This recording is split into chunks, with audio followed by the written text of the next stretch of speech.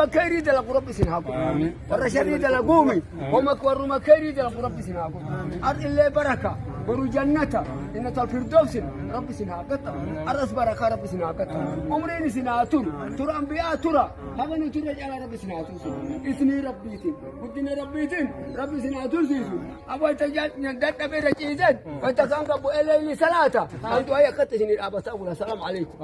ليس ولا في إتانا أبى تقول معنا ليتي جال سلطان يوم هم دفعوا أبى تقول معكم.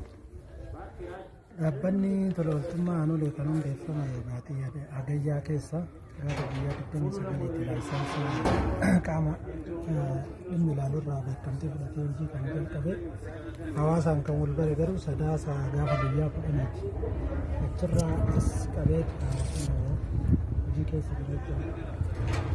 Maal kaayyeffamee hundeeffame dhaabbanni tololtummaa kun kaayyoon isaa maal? Dhaabbileen tololtummaa kunniin akkuma addunyaatti yeroo baay'ee kan irratti xiyyeeffatan tokko wabii nyaataati. Lammata sababa balaa uumamaatiin yookiin namtolcheetiin uummata qe'eef qabeenya irraa buqqa'ee gargaaru. Sadaffaa bishaan qulqulluu uummata biraan gahu.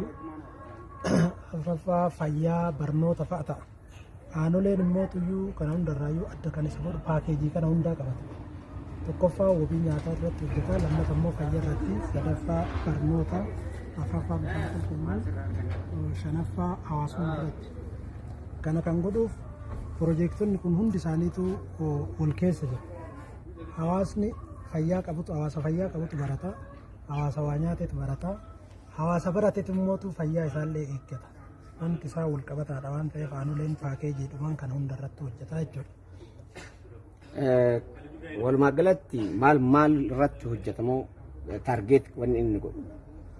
Egaa kaayyoon hojjetu kaayyoon irra xiyyeeffatu kanneen amma isin lakka'e kana yoo ta'u tartiibumaan isaan kanneen iyyuu hojiitti hiikaa deema. Amma wanti gochaa jirru kun fayyaa irratti dhugaa rakkoon fayyaa rakkoo qoonqos dursuu baattu akkaataa barbaachisummaa isaatii fi akkaataa gaafii irratti hirkateeti.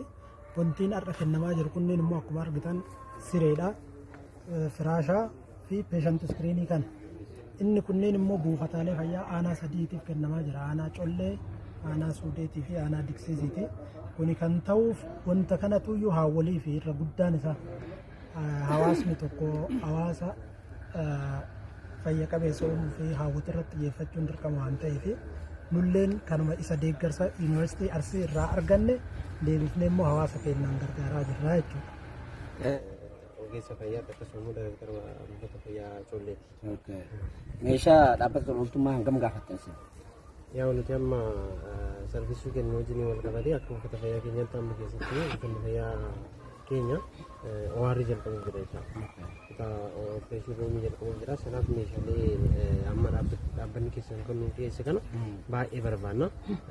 Nuti baay'ee gaafanne yoo xiqqaate siree wajjin wal qabatee naannoo siree kudhan yoo arganne akkasuma firaashaa wajjin wal qabatee firaashaa 15 akkas yoo arganne baay'ee gaarii kan jiru kan akkasuma immoo kutaalee amma keessatti hojjetaa jirru illee peeshantii iskiriiniin baay'ee nu barbaachisa.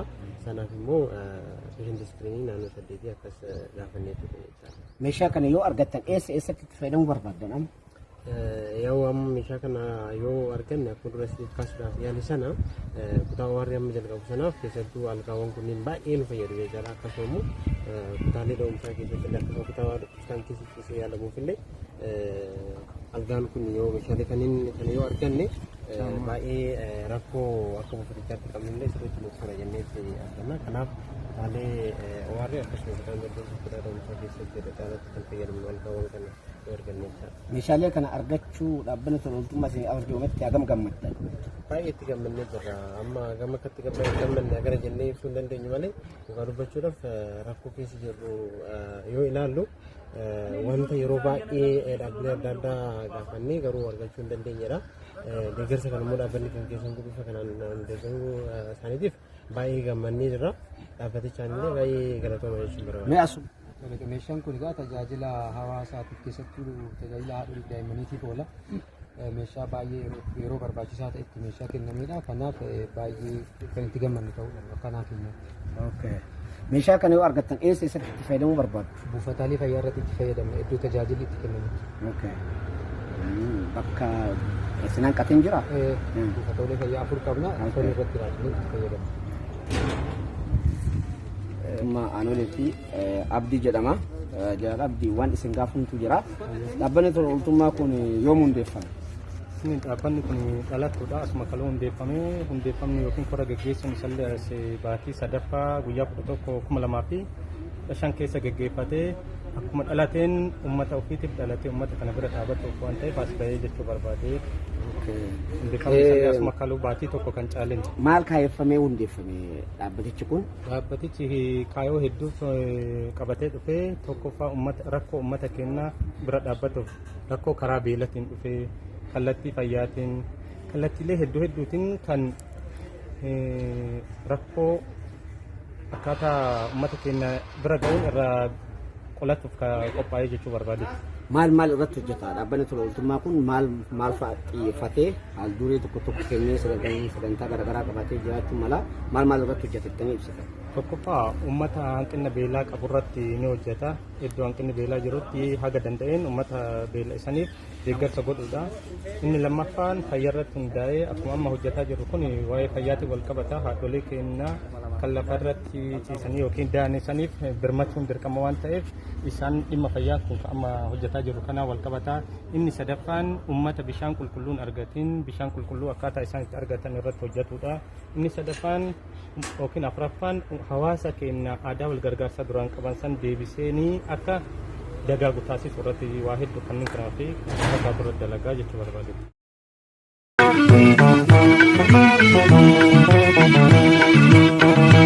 Isinim